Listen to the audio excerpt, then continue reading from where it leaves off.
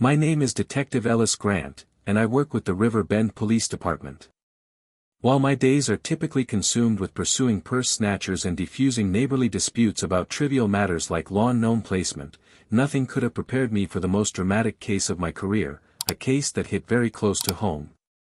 This time, the crisis involved my own family and a woman who takes her role as the HOA president far too seriously. My wife, Monica Grant, and I are raising two remarkable children.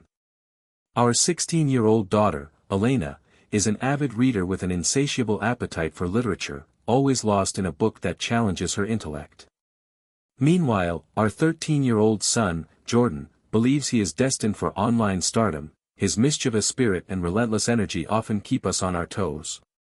Together, our lives form the heart of our modest suburban existence.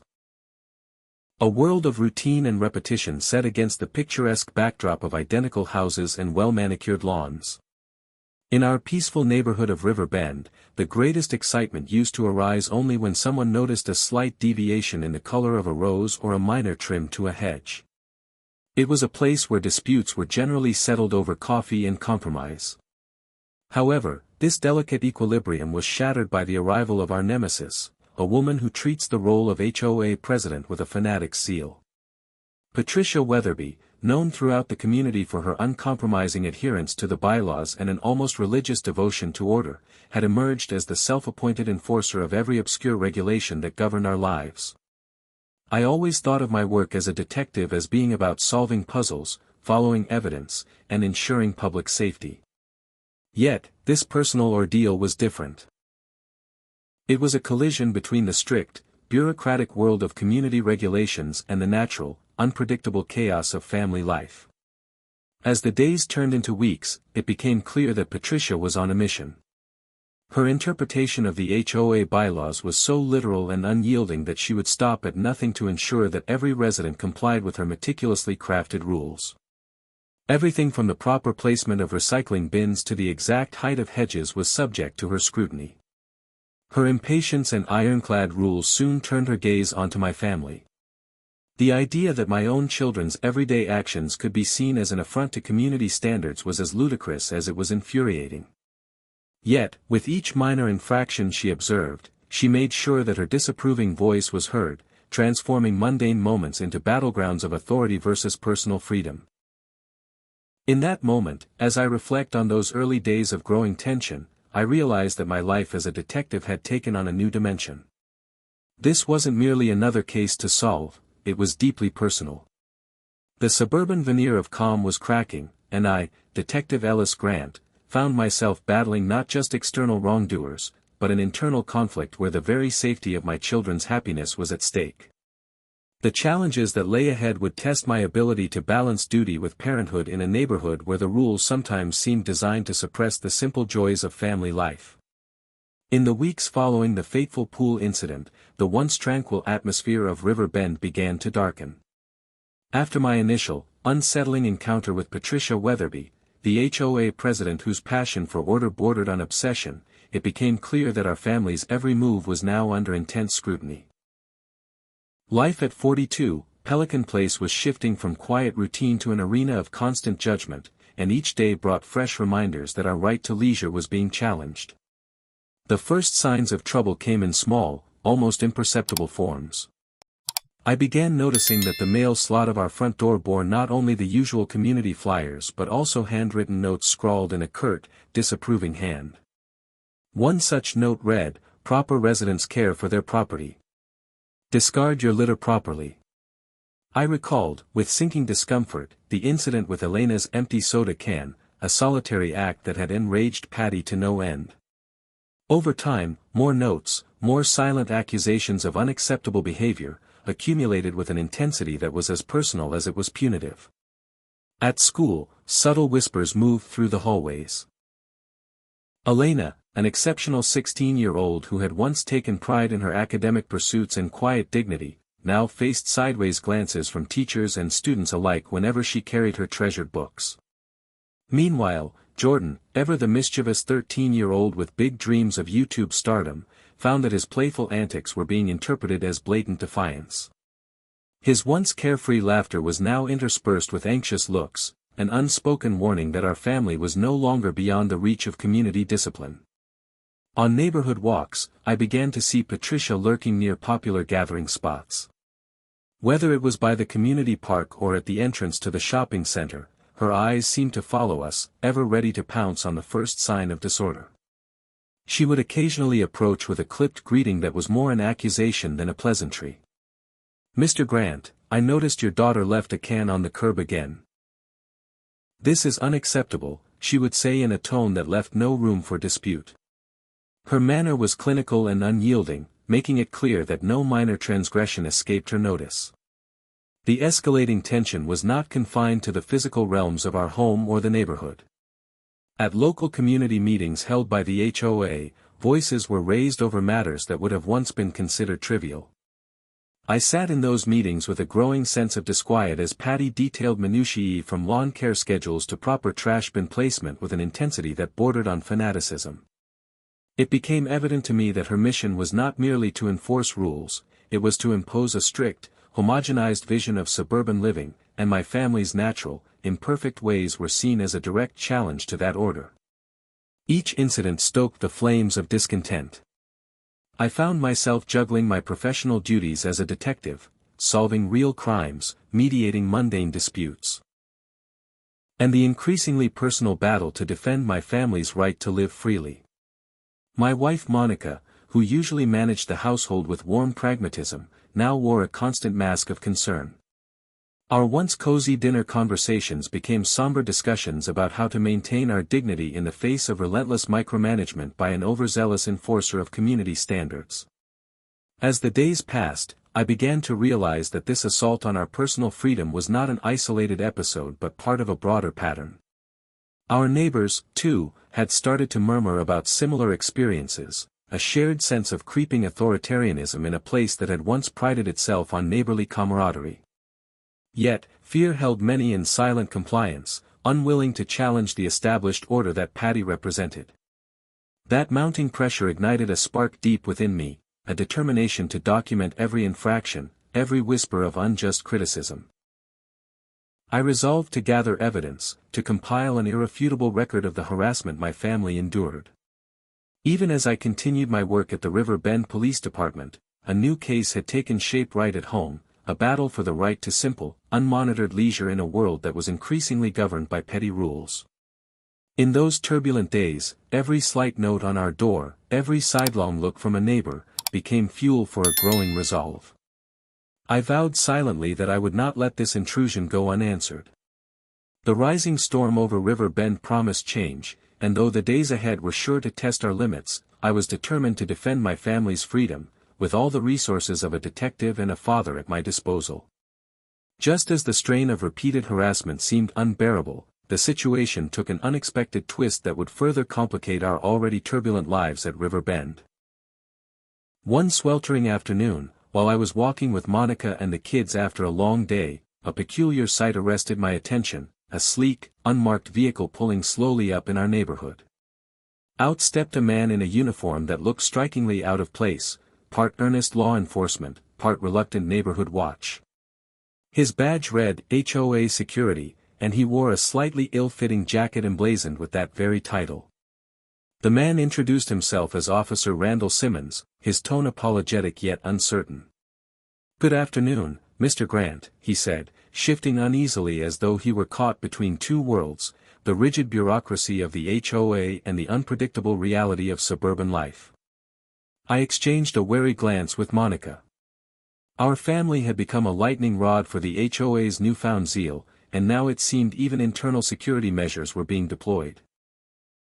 Officer Simmons explained that a report had come in about suspicious disturbances near our residence, though his words were vague enough to suggest that he wasn't entirely sure what had sparked the complaint. As he spoke, I noticed Elena clenching her book close, and Jordan tugged nervously at his jacket. Their faces, once animated with youthful freedom, now showed strains of trepidation. Simmons, noticing our apprehension, assured us that his arrival was merely precautionary, an effort by the HOA to maintain order in River Bend. Yet, his presence only deepened the feeling that the walls were closing in around our private life. With Officer Simmons stationed near our driveway, I began to suspect that this was merely the opening salvo in a larger campaign orchestrated by Patricia Weatherby. Over the ensuing days, his visits became more frequent, and his inquiries more pointed. He would stand outside our home at odd hours, clipboard in hand, jotting down notes about our daily routines as if our every move were a potential violation of the rigid standards he was sworn to enforce. One afternoon, as I returned home from work, I found Simmons waiting by our gate. "Mr. Grant, could I have a word?" he asked with a hesitancy that belied the stern uniform he wore. In a quiet conversation away from the prying eyes of neighbors, he expressed concern over a series of complaints that had been lodged regarding my family's activities. He mentioned vague accusations of disrupting community peace and nonconformity in residential behavior. As he spoke, I could see the internal conflict written across his face, a man caught between following orders and sensing the injustice in targeting families for benign actions. I calmly explained that our routine was perfectly normal, that our children were simply living their lives, and I assured him that no intentional rule was being broken at our home. Simmons listened intently, his brow furrowing as he took notes. "I understand, Mr. Grant," he finally said, "but I must follow up on these reports. I hope you don't mind if I conduct a routine check-in from time to time." His tone was measured, yet the implication was clear: our privacy was being systematically encroached upon. In the weeks that followed, the presence of Officer Simmons and the daily reports he logged provided a constant reminder that River Bend was no longer the peaceful suburb it once had been. Every glance from a neighbor, every hushed conversation as I passed by, echoed the new reality: a community under siege by its own self-appointed enforcer of conformity. Through these encounters, I began to realize that the issue at hand was far more than an occasional misinterpretation of behavior. It was an orchestrated effort to remake River Bend in the image of one woman's exacting vision.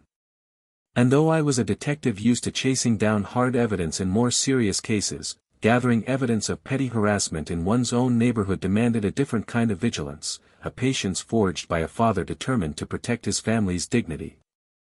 Even as Officer Simmons dutifully recorded our comings and goings, I resolved to not only document the harassment but also to seek out allies among our neighbors who shared our growing discontent.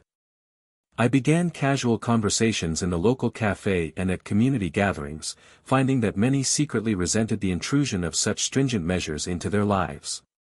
Slowly, a quiet camaraderie started to form. A network of residents equally eager to reclaim the freedom that had been eroded by overzealous governance.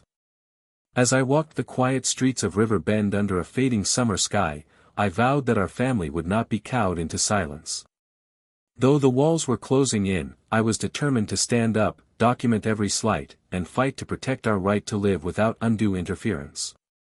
The arrival of Officer Simmons was just the first chapter in this new struggle, a struggle that would test not only my skills as a detective but my resolve as a father. Tensions in River Bend had reached a boiling point by the time the neighborhood's next HOA meeting was scheduled. The meeting promised to be a stage for airing grievances, and it was clear that Patricia Weatherby's iron-fisted enforcement had become intolerable to many residents. I found myself reluctantly preparing to attend, knowing that defending my family's right to a peaceful home might soon require public confrontation. That evening, the community center was packed with concerned homeowners. The atmosphere was electric, buzzing with murmurs of discontent and cautious optimism. I sat with Monica and listened as neighbors recounted their own experiences with what they called the tyranny of rules. Whispers of intrusive patrols by Officer Simmons and endless admonitions for minor infractions filled the room, each story reinforcing a shared sentiment: River Bend was no longer a sanctuary but a monitored zone. When the meeting finally got underway, the board called on residents to address the issues at hand. As my turn approached, I recalled every note, every sideways glance, every instance when our family had been singled out. I rose to speak, my heart pounding as I detailed the events of recent weeks. I explained how my daughter Elena had been unfairly scrutinized at school and how my son Jordan, with his youthful exuberance, had been labeled a disruptor simply for living his life. I described in precise detail the intrusive visits by Officer Simmons, whose frequent monitoring of our home left us feeling as if our lives were under constant surveillance. I argued that our actions were normal, that our laughter, our movement, and even our mistakes, like a forgotten soda can, were part of being a family in a community. I reminded everyone that the HOA bylaws were meant to protect us, not to serve as instruments of oppression. Patricia Weatherby, seated at the front with her usual immaculate posture and an expression that bordered on disdain, listened with narrowed eyes. When I finished, she rose to speak, her tone clipped and condemning.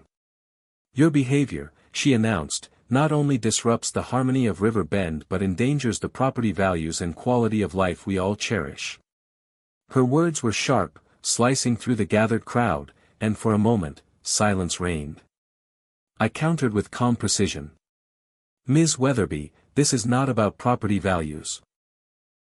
It is about our right to live our lives without feeling persecuted for being ourselves. Your interpretation of the bylaws is not the same as their intention. We are neighbors, families with flaws and humanity. Let us restore respect, not enforce draconian control over every minor moment." My words were met with murmurs of approval from many corners of the room. Some residents nodded in silent affirmation, while others clutched their notes tightly, their faces reflecting relief and understanding. Still, Patricia remained unmoved. "I must insist," she continued, "that any behavior that disrupts the peace will be dealt with accordingly. We cannot allow disorder to take root in River Bend." At that moment, a ripple of tension surged through the crowd. I saw a few of the more outspoken residents exchange determined looks, and I sensed that many had grown weary of living under a regime of constant judgment. A long, heavy silence followed before the board president timidly suggested that perhaps a formal review of the enforcement policies was in order. Throughout the exchange, I maintained a steady gaze, refusing to be cowed. I knew that this confrontation would be a turning point, either in our favor or as yet another example of overreach by an inflexible system. I promised myself that I would not let our family's dignity be sacrificed at the altar of petty rule enforcement. Our lives, full of laughter and even the occasional misstep, were ours to live. As the meeting drew to a close, it became evident that the tide of opinion was beginning to shift. Several board members expressed tentative support for a more compassionate, balanced approach to community governance. Though nothing definitive was decided that night, the seeds of change were sown among the residents of River Bend. Walking back home under the cool, starry sky with Monica by my side, I felt a renewed sense of determination.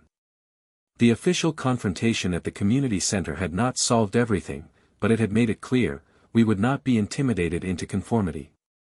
We would fight for our right to live naturally, and as long as I had breath in my body, I would defend our family and our neighbors from unreasonable overreach. Once the public confrontation had been set in motion, I knew that words alone would not suffice to protect my family's privacy and dignity. In the days following the meeting, I dedicated myself to gathering incontrovertible evidence of the systematic harassment orchestrated by Patricia Weatherby and her enforcers. Every slight, every note scrawled on my door, every recorded encounter with Officer Simmons was meticulously documented in a worn leather notebook. I photographed handwritten memos, scanned emails from disgruntled neighbors, and even recorded snippets of contentious exchanges, all of which reinforced the undeniable truth that our freedom was being systematically curtailed. Late one evening, as Monica and I sat at our kitchen table with Elena and Jordan quietly finishing homework nearby, I spread out all the evidence before me. Each piece was a fragment of a larger puzzle, a puzzle that depicted a pattern of intrusive, authoritarian behavior that no resident in River Bend should ever endure.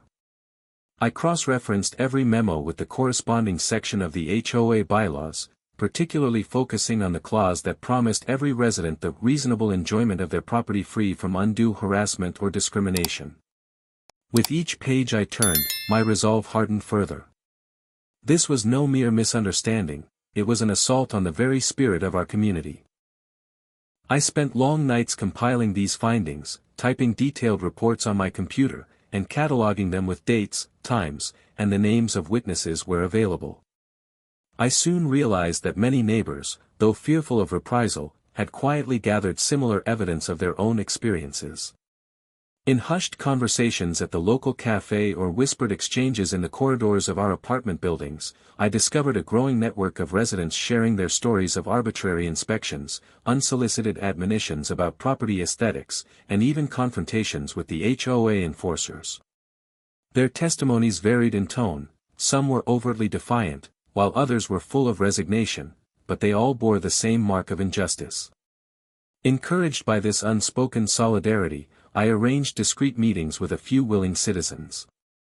One such evening, over cups of lukewarm coffee in a dimly lit community room, neighbors recounted tales of feeling constantly watched.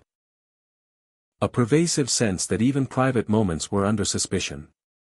Mrs. Abbott, a kindly widow with an impeccable garden, tearfully recalled how a routine conversation about her prized hydrangeas had turned into a lecture on landscaping standards. Mr. Daniels, a young professional with ambitious dreams, admitted that he no longer dared to leave his trash bins out a moment too long. Every story, every whispered grievance, contributed to a growing dossier that I knew would be essential in challenging the overreach of the HOA. I scanned every document, every note, and even small photographs capturing moments of confrontation, the glare of Patricia as she stormed past our gate, the furtive looks exchanged by residents as Officer Simmons conducted his routine patrols. I then organized everything into a coherent file, complete with a detailed timeline and annotations highlighting the discrepancies between the stated HOA guidelines and the punitive measures actually enforced. It was painstaking work, yet every keystroke and every meticulous detail affirmed that our quality of life was under siege. My collection of evidence, which I titled The River Bend Dossier, became my shield and my spear in the coming battles with the HOA leadership. I made multiple copies, some to share with trusted neighbors, others to present formally at the next HOA board meeting. I knew that with this documentation, I could not only defend my family but also rally the community to demand a fair, transparent, and humane enforcement of the bylaws. That evening, as I sat on the back porch with Monica, we looked out over the quiet street of River Bend. The stars glimmered above in silent testimony to the long night we had endured. I resolved that tomorrow, armed with our carefully compiled evidence, we would call for a community-wide discussion, a meeting not just of grievances, but of solutions. It was time to remind everyone that we deserved more than a life under a microscope. A life where our differences were celebrated rather than punished. With every piece of evidence catalogued in the dossier, I felt a renewed determination. This was not merely a personal crusade, it was a fight for the very soul of our neighborhood. And as the night deepened around us, I vowed to stand firm, determined to see justice restored in River Bend. Armed with a thorough dossier and bolstered by the shared experiences of our neighbors, I soon realized that direct confrontation in the public forum was not enough.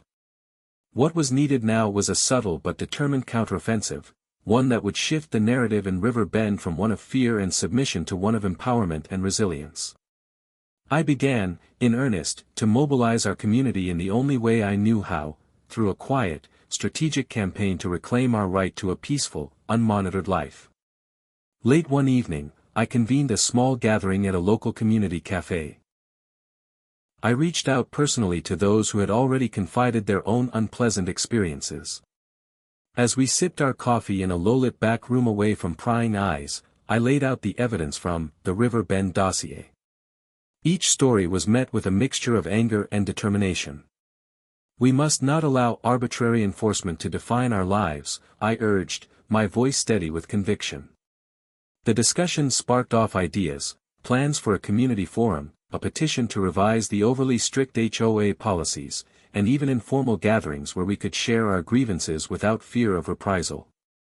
I began by drafting a series of letters addressed to the HOA board. In these letters, I compiled the documented evidence and offered concrete proposals for change, a more transparent monitoring process, clearer communication of rules, and most importantly, a commitment to respect each resident's right to privacy. I distributed copies of these letters to every sympathetic neighbor, and even posted an anonymous version on the community online forum. The response was electrifying. Emails flooded in from residents who had once felt intimidated, many spoke of long-standing frustrations and a desire for change. Simultaneously, I took to the local online forum under my own name. I began posting thoughtful reflections on what it meant to truly live in a community, one where individuality was embraced and where enforcement of rules was fair and measured. In doing so, I cautiously and subtly criticized the heavy-handed tactics of the current HOA leadership, all without naming names directly. The posts resonated with many, and for the first time in months, I saw the seeds of unity sprouting amidst the collective discontent. One afternoon, as I carefully reviewed the latest round of feedback on the forum, I noticed a pattern emerging. Many residents were fed up with how everyday life in River Bend had been compromised by the intrusive methods of rule enforcement. With this in mind, I organized an informal, town hall meeting at a local park. I invited neighbors who felt strongly that our shared community deserved a revision of the policies that governed our daily routines. It was a modest gathering at first, just a handful of earnest voices amidst the whispering trees. But as word spread, the numbers grew, and soon we had a lively discussion on how to transform our neighborhood governance into a system that prized fairness, transparency, and mutual respect. At this meeting, several community members presented their own ideas. One neighbor suggested that we form a committee to liaise directly with the HOA board, ensuring that every complaint was met with a measured response rather than an overreaction. Another proposed that we hold regular social gatherings to foster a stronger sense of community, which in turn might dilute the atmosphere of surveillance and suspicion that had taken root. I spoke passionately about the need to balance law and order with compassion and the freedom to enjoy our lives unburdened by petty rules. In the following days, buoyed by the success of our meeting and the collective momentum gathered online, I decided to formalize our efforts. I drafted a petition requesting that the HOA board institute policy reviews, transparency measures for enforcement, and an open channel of communication with residents. I worked tirelessly to collect signatures from supportive neighbors, sometimes spending long evenings walking door to door in River Bend. The petition grew steadily, its list of names a testament to our shared desire to reclaim a life of dignity and quiet enjoyment. That night, as I returned home and reviewed the final tally of signatures, I felt an overwhelming sense of camaraderie. The counteroffensive was more than a protest, it was a declaration that our community would no longer tolerate undue intrusion. It was a fight for a return to normalcy, a stand for the right to live without constant monitoring and judgment. Under the soft glow of the evening, as Monica and I sat on our back porch discussing the day's triumphs, I knew that this was only the beginning. The changes we had set into motion would gradually reshape River Bend, reaffirming the rights of every resident. And while I was prepared for the inevitable pushback from the entrenched powers, I also felt confident that, together, we had taken the first decisive steps toward a more respectful and inclusive community. The tension that had been steadily building over months finally reached its climax on an unusually warm afternoon when a handwritten note appeared on our doorstep. It was from none other than Patricia Weatherby herself, the HOA president whose iron will had long dictated the rhythm of life in River Bend. The note, scrawled in her assertive handwriting, demanded a meeting at the neighborhood gazebo at noon. The message was clear, a final confrontation was imminent. That morning, I dressed in the understated professionalism expected of a detective, yet beneath the calm exterior, my heart pounded with anticipation. Monica offered a worried smile as Elena and Jordan, though uneasy, were reassured by the prospect that perhaps this showdown might finally bring an end to the relentless scrutiny. As I made my way to the gazebo, I knew that this meeting had the potential to reshape our community dynamics forever. When I arrived, the gazebo, a modest structure nestled amidst well-tended flower beds, was already occupied by a small, tense crowd. Neighbors, their faces reflecting anxiety and curiosity, stood in a loose circle. At the center was Patricia Weatherby, impeccably dressed in her signature white pantsuit, her perfectly coiffed hair framing a face hardened by years of self-appointed authority. Her eyes burned with determination as she paced the length of the gazebo, her demeanor that of a queen defending her realm. "Detective Grant," she began sharply as I stepped forward, her voice slicing through the murmurs of the gathering. "Your family's behavior has been an affront to the standards of River Bend, and I demand that you cease these disruptions at once." We cannot have a situation where individuals disregard our sacred community norms. Her words echoed with the weight of someone who believed herself divinely ordained to enforce order. I took a measured breath and replied calmly, "Ms. Weatherby, my family is no rebel force. We are merely living our lives as ordinary residents. The constant intrusion into our privacy and the punitive measures imposed on minor, everyday actions are unacceptable. We all deserve the right to enjoy our home without fear of being constantly scrutinized." The tension in the air was palpable as neighbors listened, many nodding in hesitant agreement. The discussion quickly escalated into a passionate debate. Some residents, emboldened by months of silent suffering, voiced their own frustrations. An elderly gentleman recalled how even his simple act of tending to his garden had been met with undue criticism, while a young mother recounted being admonished for not keeping her children's laughter quiet enough. The collective outpouring of grievances formed a chorus against the draconian rules that Patricia had imposed. In the midst of this heated exchange, Patricia's tone grew more severe. "I will not allow chaos to destroy the harmony we have worked so hard to cultivate," she declared, her voice rising to an almost operatic fervor. Her eyes locked onto mine with an intensity that could have withered stone. "If you do not comply, I will take further action. This is your final warning." The crowd fell into a heavy silence as the atmosphere teetered on the brink of confrontation. I stepped closer, my resolve clear. "Ms. Weatherby, what you call order is nothing more than a strict regime of fear and control. We signed up for a community, not a police state. Our differences, our normal, human imperfections, are what make this neighborhood vibrant, not a liability." For several long moments, the only sound was the soft rustle of the wind through nearby trees. Then, as if by a subtle shift in the collective will, murmurs of support arose from the assembled neighbors.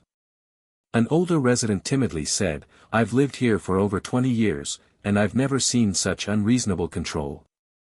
I'm tired of it." His words rippled through the group, emboldening others to speak up. Realizing that the tide was turning, Patricia's composure faltered for a brief instant. Yet, unable to relinquish her position, she finally conceded, perhaps we should review our policies. But I warn you, Detective Grant, change does not come lightly here." Her voice, though wavering, maintained a note of authority as she continued, "I will schedule a formal review with the HOA board. Until then, I expect full compliance." The meeting ended on a note of guarded optimism. Neighbors slowly dispersed, their expressions mingling relief with lingering uncertainty. As I walked away from the gazebo, I felt a profound weight lift from my shoulders. This showdown, though charged with decades of pent-up frustration, had finally forced a dialogue, a conversation about balance, respect, and community that could no longer be ignored. Returning home that afternoon, I shared the events with Monica, Elena, and Jordan. Though the road ahead was still uncertain, our family had won a critical, if tentative, victory. River Bend was on the cusp of change. And while Patricia Weatherby's reign might still cast long shadows, that noon at the gazebo marked a turning point, a moment when the quiet dignity of our lives began to reclaim the peace that we all so dearly deserved.